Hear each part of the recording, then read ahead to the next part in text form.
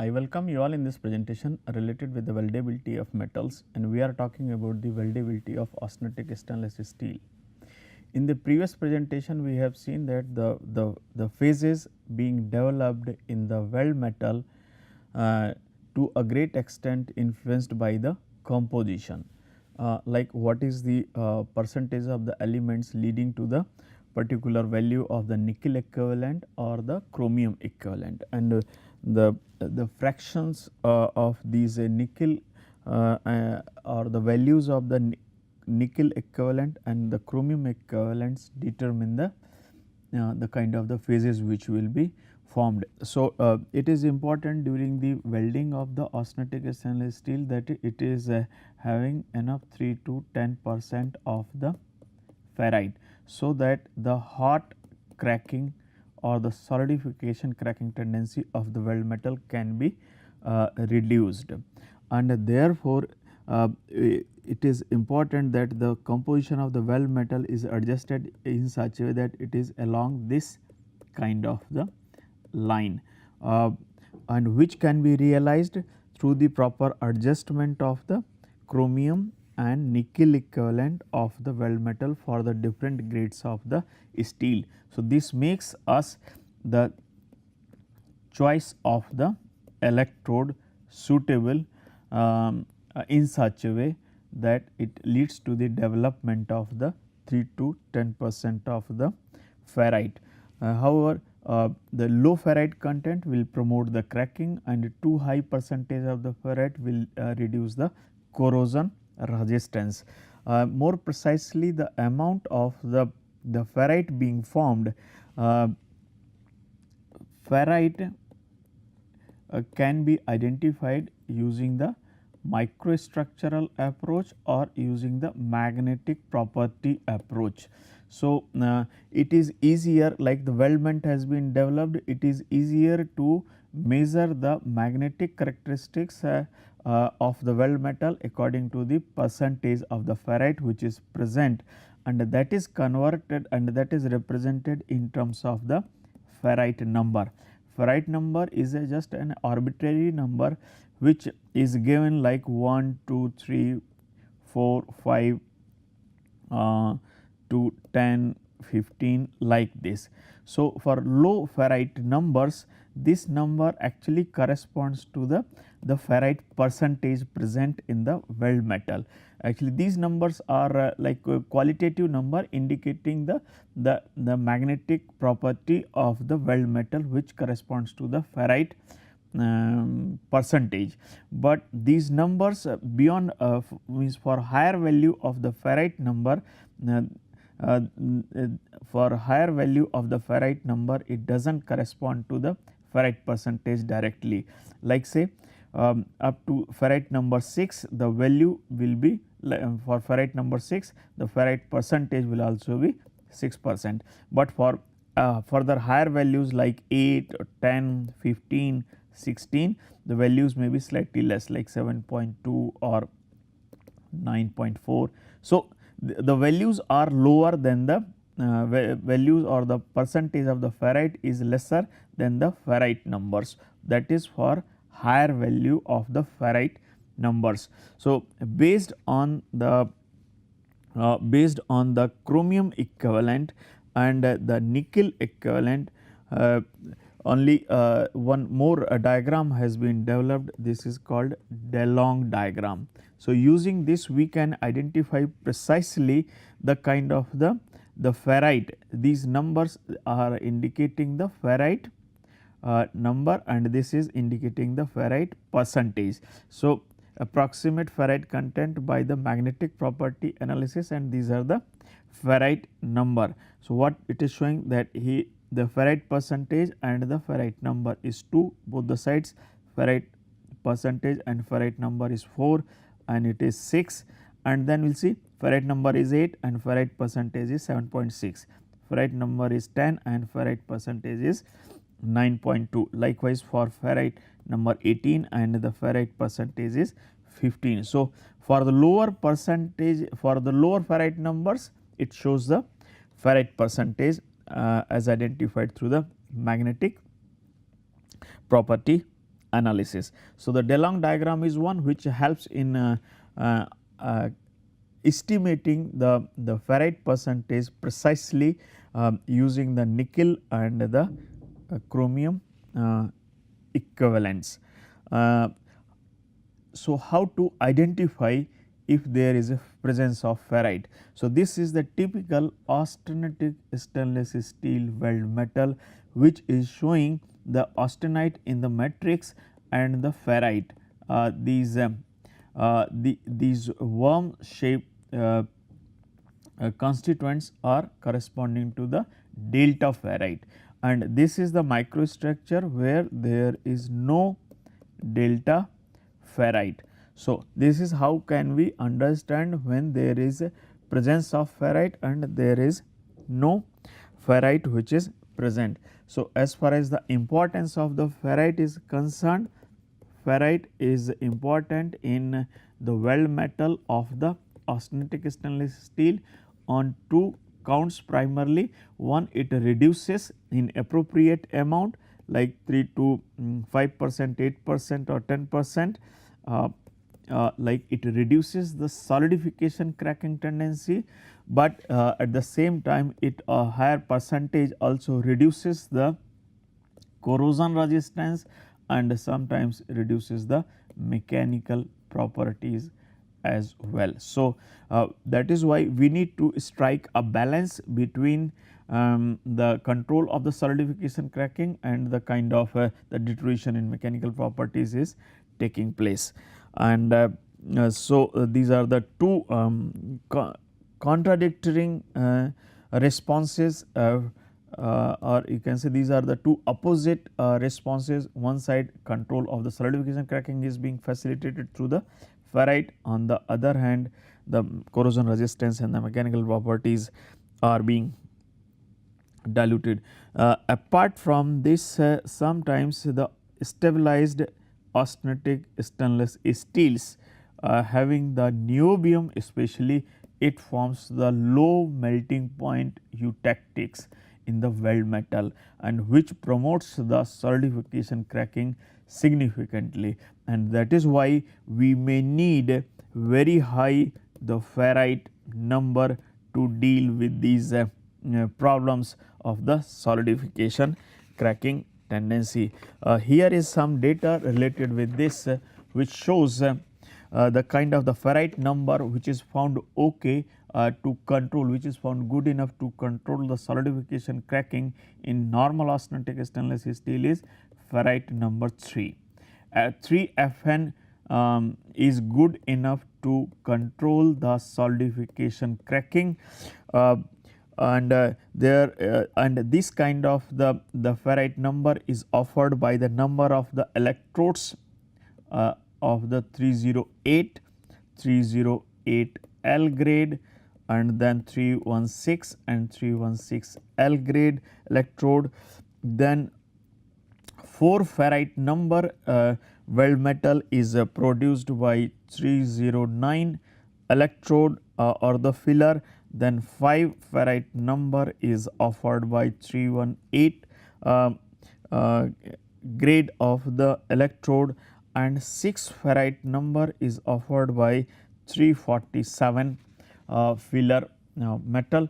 So, there are different grades of the electrodes which offer the different ferrite number. For most of the grades 3 Fn is good enough to control, but for stabilized austenitic stainless steels having the niobium forming the low melting point, we may require higher ferrite numbers to control the solidification cracking tendency in the austenitic stainless steel weldment.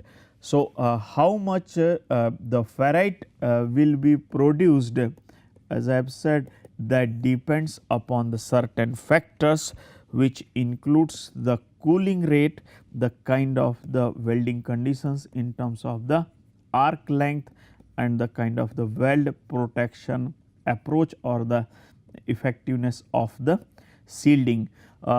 So, higher cooling rates will be suppressing the ferrite formation on the other hand, these two arc length will be affecting the effectiveness of the shielding or the possibility of the atmospheric gases like nitrogen and oxygen in the weld metal.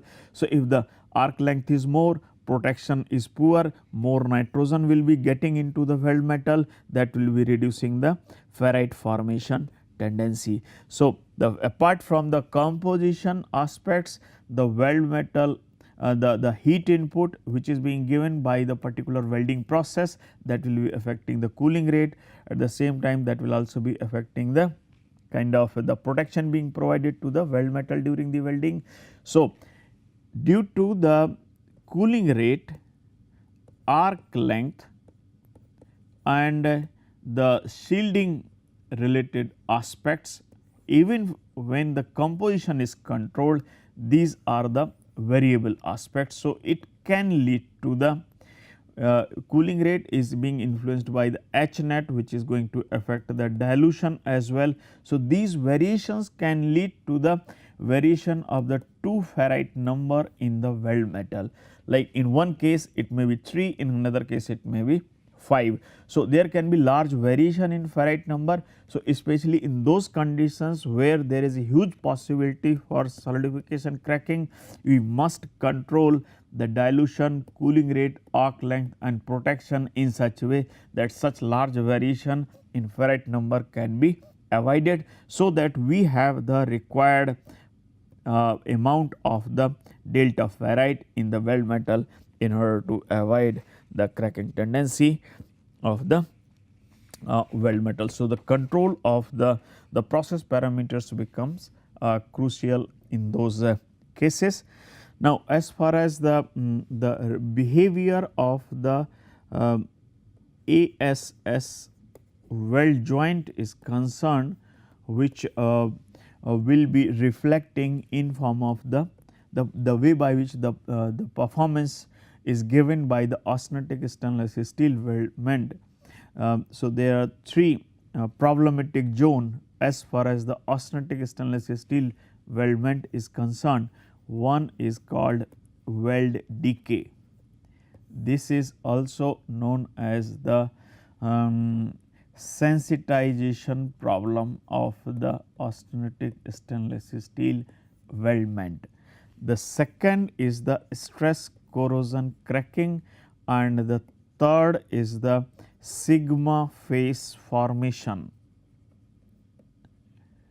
So, stress corrosion cracking will be leading to the fracture due to the growth through either intragranular or through the transgranular crack propagation. Sigma phase formation will be reducing the notch toughness, will be reducing the percentage elongation, will be reducing the impact resistance because of the formation of the iron, chromium, carbon intermetallic or phase formation, which is hard and the brittle.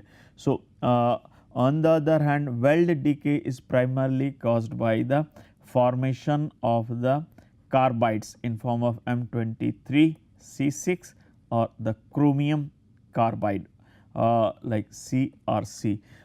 So, we will be talking in detail about these issues and these aspects related with the weldment. So, when a weld ASS weldment is exposed for the higher temperature or the stainless steel during the welding, of course, is exposed to the higher temperature, or the weld joint itself is exposed to the higher temperature for longer time, then it leads to the various issues. So, we will be initially talking about the kind of the problem which is encountered during the welding of the ASS, that is about the weld decay.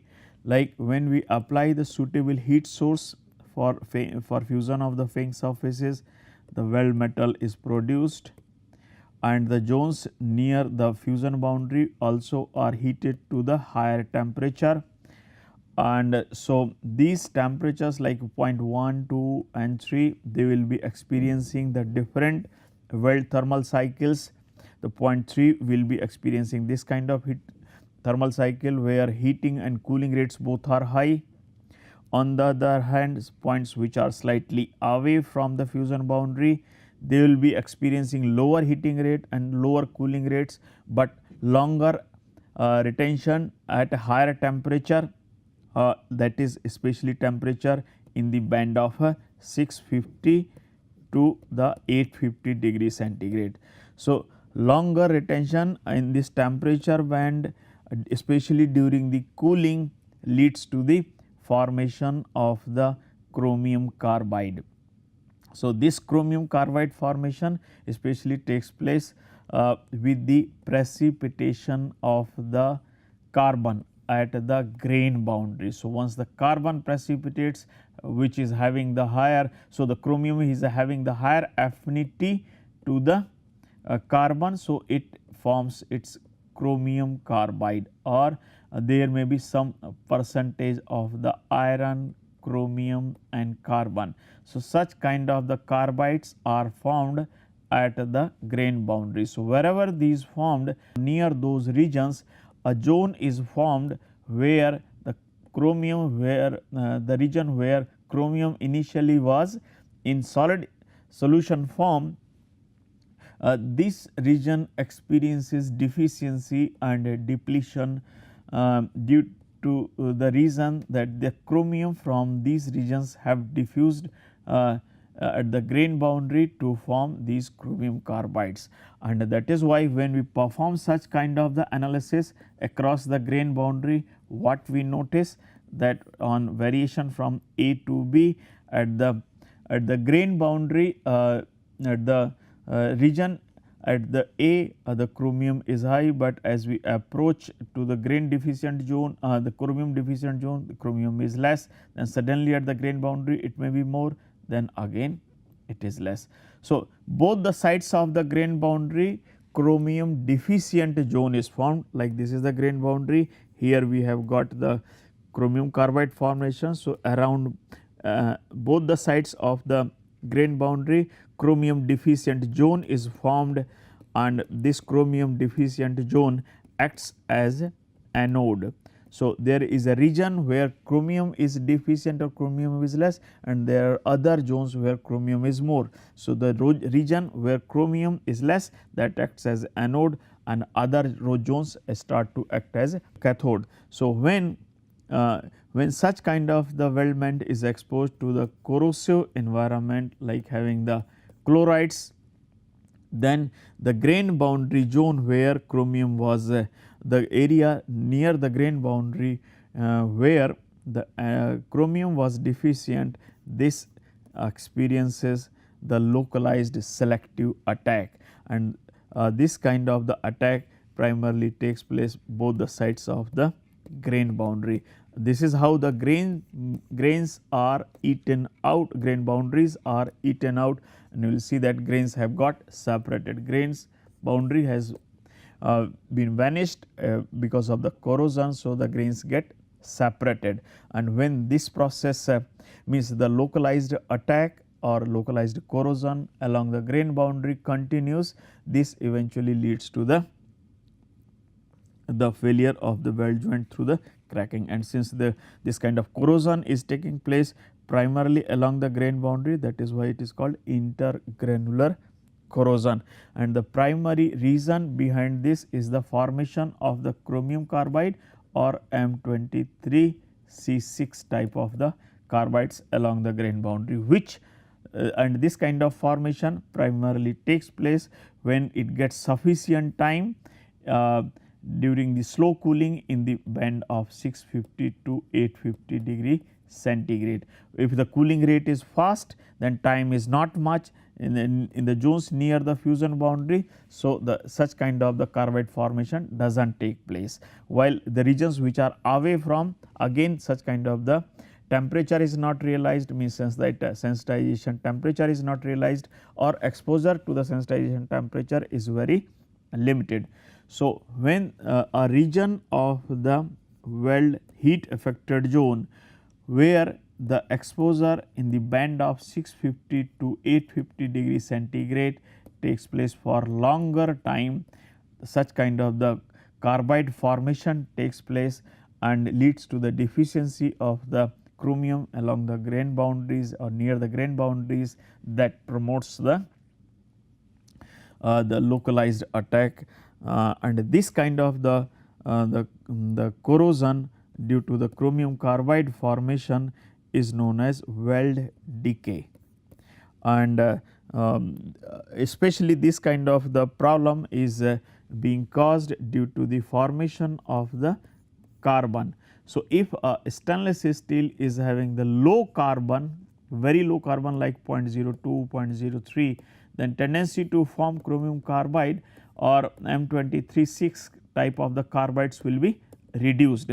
So, if the austenitic stainless steel is having the carbon of 2.8%, then the chromium carbide formation tendency is very limited, but in those austenitic stainless steel where carbon is more like 0.15, then this kind of tendency will be more, and and in very less time chromium carbide formation will be facilitated, and that in turn will be reducing the corrosion resistance very rapidly. So, one best way to control the weld decay is that reduce the means select the austenitic stainless steel with a very low carbon content. So, like 304L, 316L will be having very low carbon content. Another option is that such kind of the weld joints can be heated to the like 1100 degree centigrade for 1 hour, so that all chromium carbide which was formed will get dissolved and will form the homogeneous solid solution and will eliminate the or will reduce the problem related with the heterogeneity in distribution of the chromium. So, the associated problem will also be reduced. So, and there is a third approach where in simple austenitic stainless steel like 304, if we add certain type of the stabilizing elements like titanium, molybdenum and niobium, these elements have the greater affinity to the carbon than the chromium. So, instead of formation of when these elements are present in steel, instead of formation of the chromium carbide, the formation of the TiC, MoC or NBC is facilitated, and that in turn helps to avoid the formation of the chromium carbide. So, the depletion or deficiency near the grain boundaries does not take place and the corrosion resistance is maintained. So, these are the three approaches in order to reduce the problem of the weld decay. Go for the low carbon content, do the annealing above the high temperature, so that all chromium carbide can be dissolved, or add some add a few stabilizing elements, so that the chromium carbide formation can be avoided, and instead of that some other types of the carbides are formed. And to see this, just to appreciate this, I can show here some of the micrographs. Here what it shows, that this is how this is the grain boundary and where the chromium carbide precipitation has taken place. So, these are the different zones which are showing the kind of the precipitation along the grain boundary has taken place, and along the grain boundary, this is the grain boundary where these precipitates have been formed, and if we perform the analysis of the chromium percentage variation, then we will see that both the sides the chromium is more, but on moving towards the grain boundary there is a deficiency of the chromium in certain zones where chromium carbide has not been formed. So, there are two possibilities. One, either grain boundary itself is depleted because of the localized formation of the chromium carbide here and there, or the region both the sides of the grain boundary can also be depleted. And this heterogeneity in the chromium composition distribution is considered as a reason behind the sensitization or the weld decay. So, here this is how it is shown. These are the schematic, this is the schematic explanation. Chromium carbides are being formed, and both the sides a region is formed where the chromium is depleted, and that becomes the sensitive for the chromium carbide formation. So, now if you see here for the very low carbon content, this is like the temperature and the time. This is called TTS, temperature time sensitization diagram. So, maximum sensitization takes place over a certain range of temperature. Here it takes minimum time for chromium carbide formation or M23C6 kind of the precipitate formation. Before and after that, other than these compositions, means at a higher temperature and at a lower temperature, it takes the longer time. So, the most sensitive temperature zone is here 750 to the 850 degrees centigrade. However, sensitization can occur in this band of the temperature. So, it is 650 to the 850 is the normal kind of the temperature band in which it takes place. This is another aspect, like as I have said, this is the temperature range in which the chromium carbide is formed. At a further higher temperature, the titanium carbide is formed. At further higher temperature, the NBC is formed. So, these are basically Solvers lines. Above this temperature, the chromium carbide gets dissolved. Above this temperature, titanium carbide gets dissolved, and above this temperature, niobium carbide gets dissolved. So, if the chromium carbide has been formed, then we have to heat above this temperature, so that it can be completely dissolved, and homogeneous solid solution of the chromium in the iron can be realized.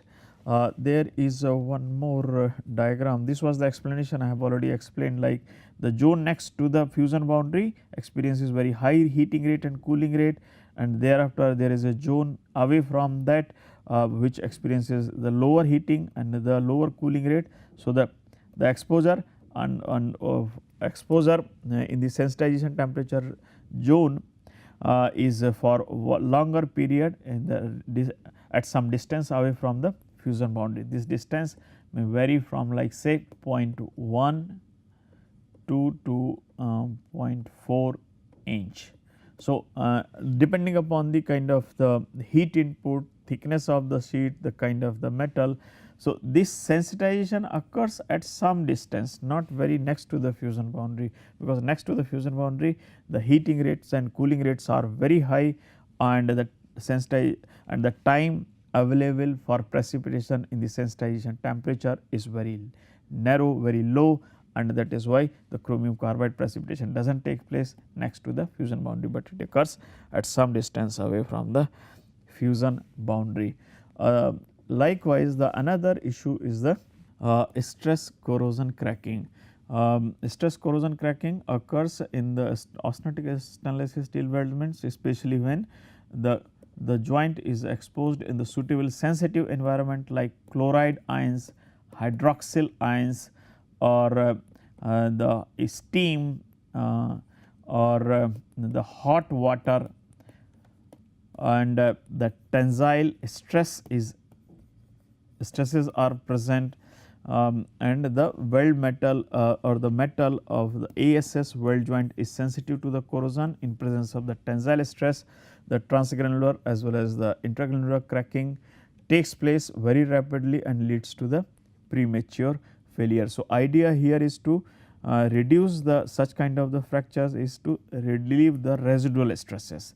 Through the preheating we can relieve the residual stresses, then we can do the annealing, so that the homogeneous solid solution of the chromium can be formed, and all these carbides which are being formed can be eliminated, or it if possible then avoid such kind of the environments where the weld which or for which the weldment is sensitive to the corrosion.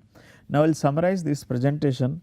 In this presentation we have talked about the kind of the phases which are being formed in the weld metal, and at high temperature how the performance of the austenitic weld joint is affected, and what is the mechanism of the weld thermal cycle, and because of which the weld decay is taking place. Thank you for your attention.